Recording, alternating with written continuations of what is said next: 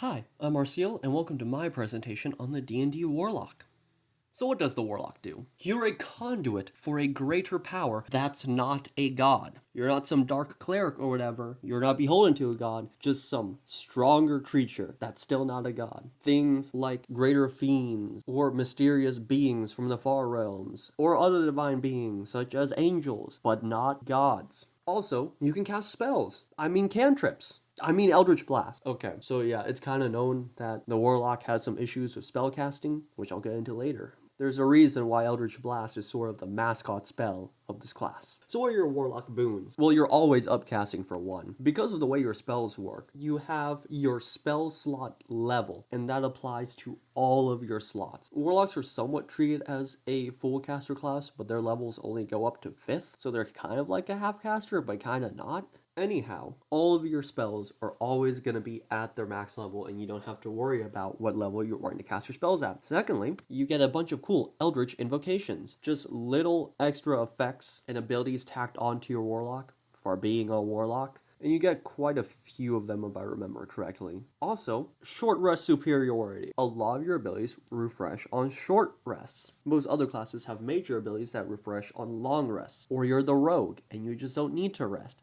Anyways, you get most of your things back just by short resting, and that's pretty cool for your versatility. What are your Warlock Banes? Well, first and foremost, you're always upcasting, which is great if you are casting a spell that can be cast and has a stronger effect through that, but can feel maybe sorta kinda bad if you're having to use one of your limited spell slots on a low-level spell that just doesn't gain any more effect. Also, speaking of your spell slots, yeah, you don't get those. You only have 4 of them at max level, and you begin with 1. You're gonna be resorting to cantrips a lot, okay? And that's sort of why Warlocks always go with Eldritch Blast, because it's just kind of the best cantrip that they have. If you know you're gonna be needing cantrips to deal damage, a lot of your invocations also make your Eldritch Blast better. I have a short presentation on Eldritch Blast if you want to go see everything I have to say on that. It's a really rough cycle for them. But let's go on to your subclasses now. The Great Old One, the Gulak. Yeah, you're kind of a freak.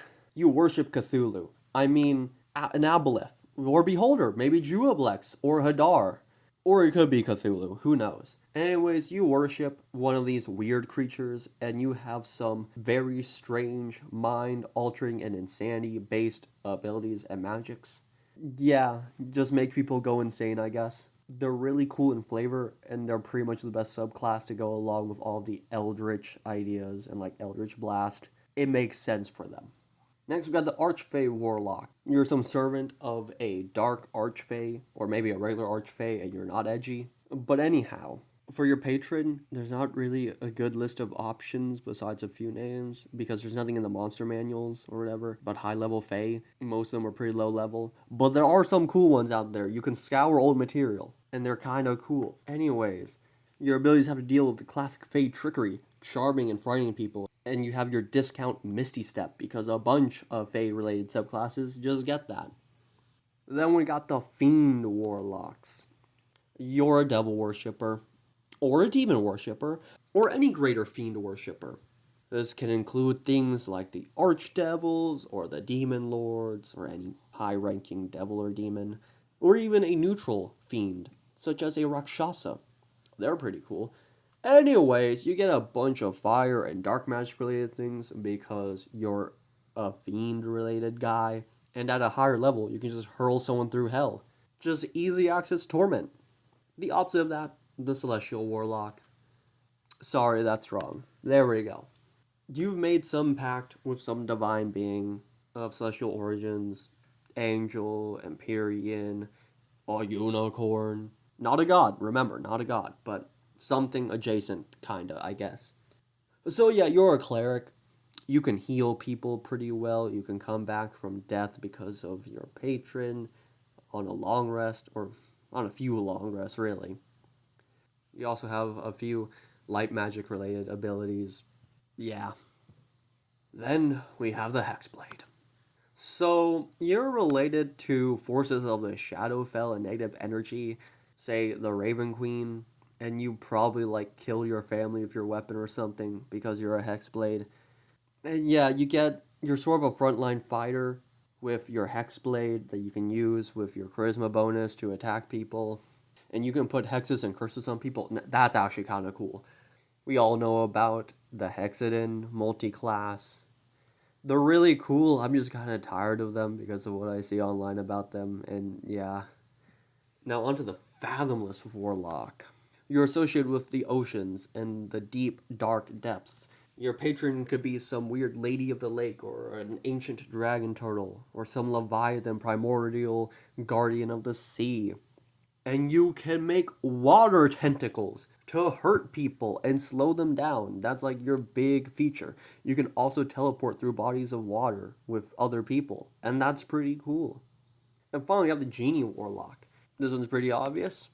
You've made some sort of contract with one of the different genie types, the Genie, Ifriti, Marids, the Tao, and you actually get different spells based on what genie you're in service to.